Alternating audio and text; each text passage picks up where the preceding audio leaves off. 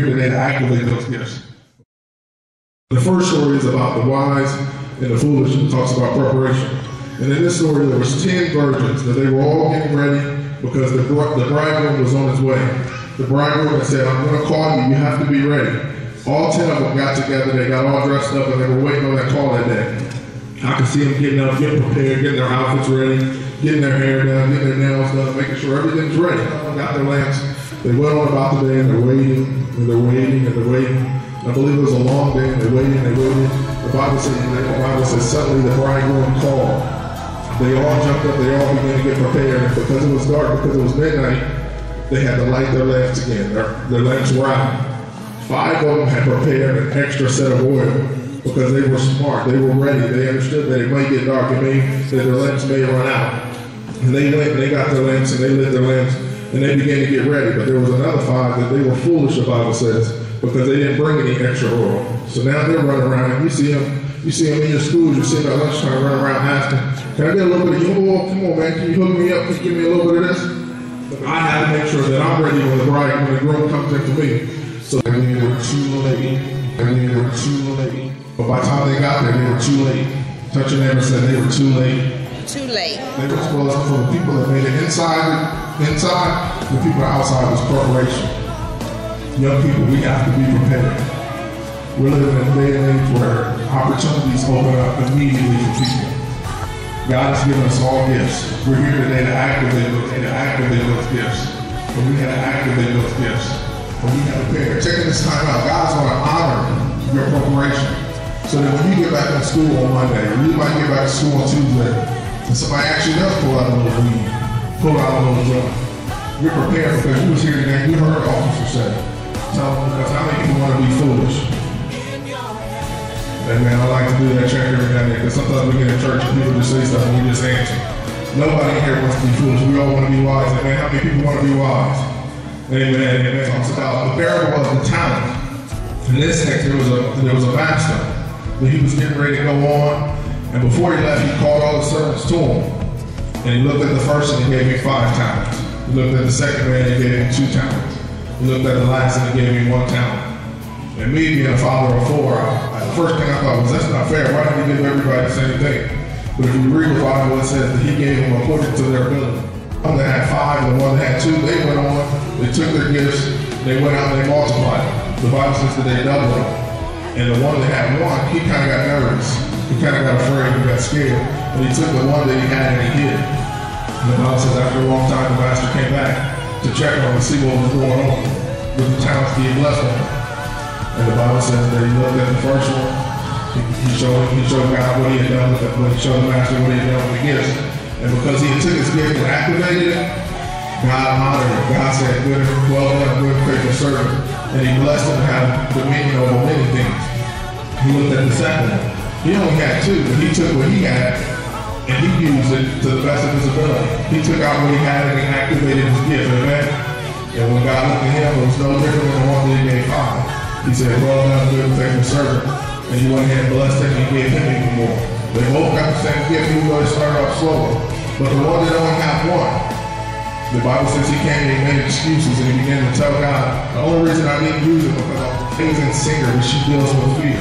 And there's so many times when we get in church settings, everybody just says, let me pray for your fear.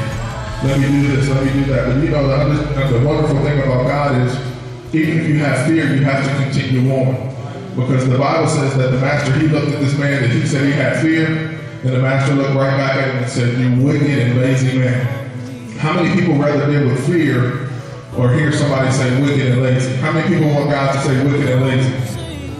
You pass it again. How many people want to just go ahead and walk in fear?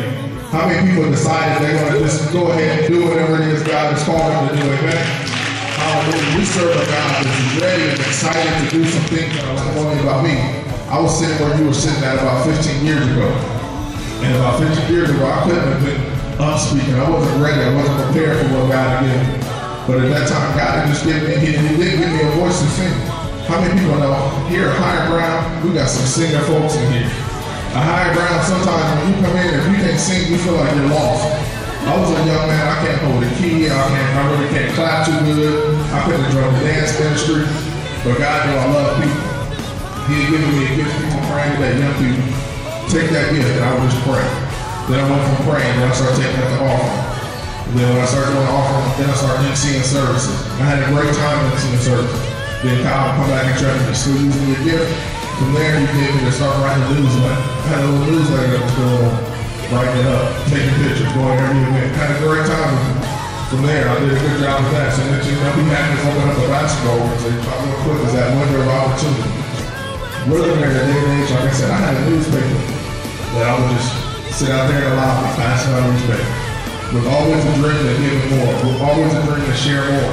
So I got on the internet. I said, what can I do on the internet? How can I spread this? We had a thing called MSN Groups.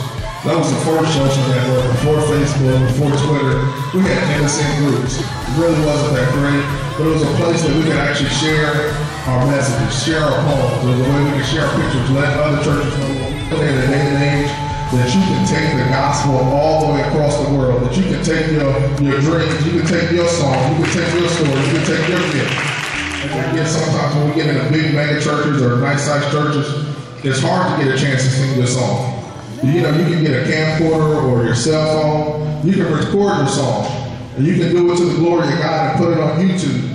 And you know, that thing can blow up right there on YouTube, and God continue to use you, and God continue to do different things in your life. You guys have heard about the guy Ted Williams, amen? Everybody heard about the homeless man with the golden voice? There was a time when he was just living under bridges, begging on the side of the road, looking for an opportunity, praying, late in the midnight hours, hoping that he got a chance. He knew he had a talent. I'm sure everybody that heard that man talk knew that he had a gift.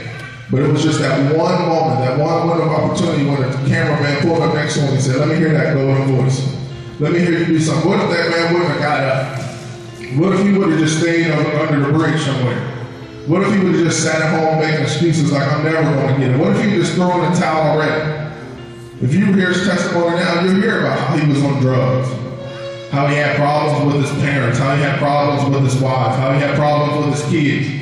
But he decided to get up and go out there and just see. He wrote his little sign up, got everything he needed, just to see if he had his opportunity. And you know what, that man, now he's all over the country. Dr. Phil, Today Show, Morning America, all kinds of wonderful things, all because of his window of opportunity. You understand, people, God has opened up a window of opportunity for you. Young people, God has opened up a window of opportunity for you. And young people, God has opened up a window of opportunity for you. I'm standing here today, 34 years old, remembering when I sat there, and I can see the window across all you young people right now. The Bible talks about that our blessings will come and overtake us. A lot of times we don't hear people talk about judgment anymore.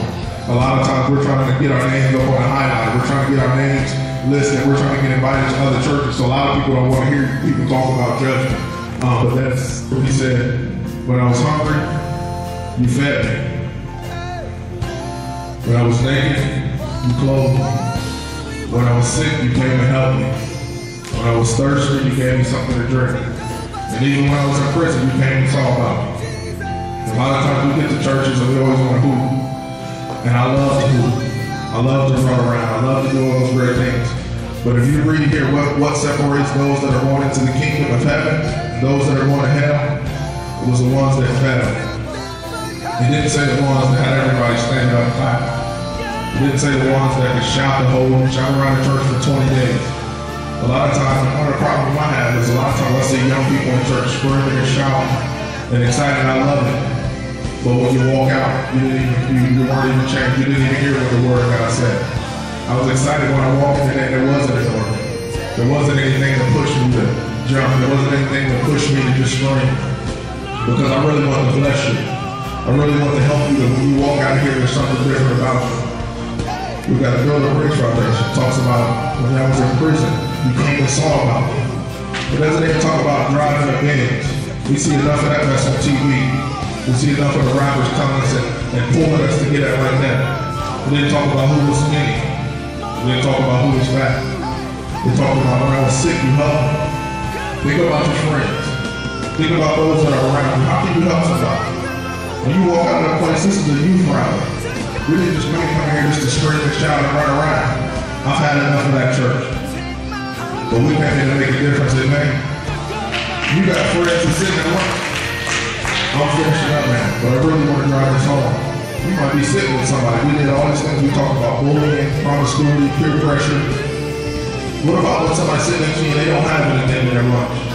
You ever gave somebody a sandwich? You ever cut your sandwich in half? We're talking about teenagers, we're talking about high school. Let's start making a difference in our communities. You know, one of the gifts we do have, everybody's not going to be the same, but we all do have a little bit of food. We all have a friend that doesn't have any gloves, doesn't have a hat. You know, you might have 6 hats at home. You go to school on Monday, you got a friend that never has a hat, that's coughing and snotting and all kinds of stuff going on. You know, we're giving you a hat. Y'all lose y'all's hats anyway. I don't know how many times I have to go buy hats. Just tell your mom you gave it to somebody. Tell your mom you blessed them. Tell your dad you blessed somebody with a pair of gloves. I'll go get you another pair. If any of y'all get in trouble, it ain't that many of you. I don't got a lot of money. If one of y'all get in trouble for blessing somebody this week, y'all come see me. I'll be here every Sunday. I'm here. Sunday morning, Sunday night. Bless somebody. And y'all have a gift.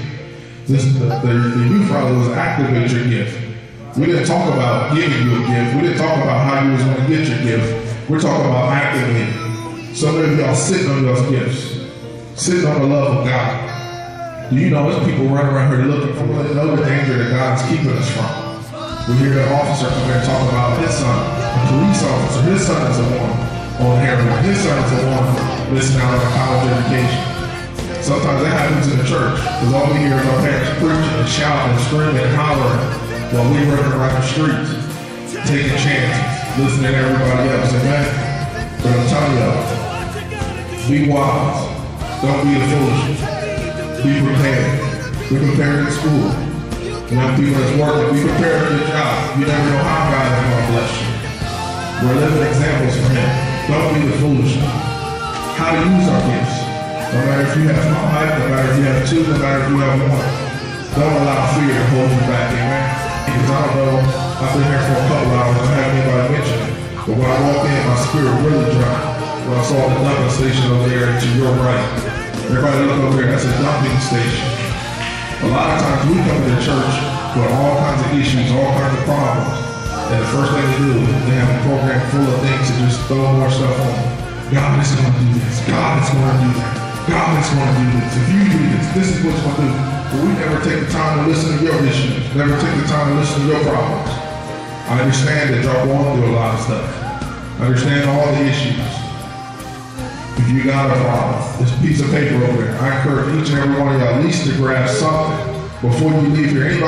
Can everybody just make me one promise that you'll grab one of those sheets of paper, fill it out, ball it up, and throw it in the trash today, okay? Can I get everybody to do that for me? I'm gonna probably take about 3.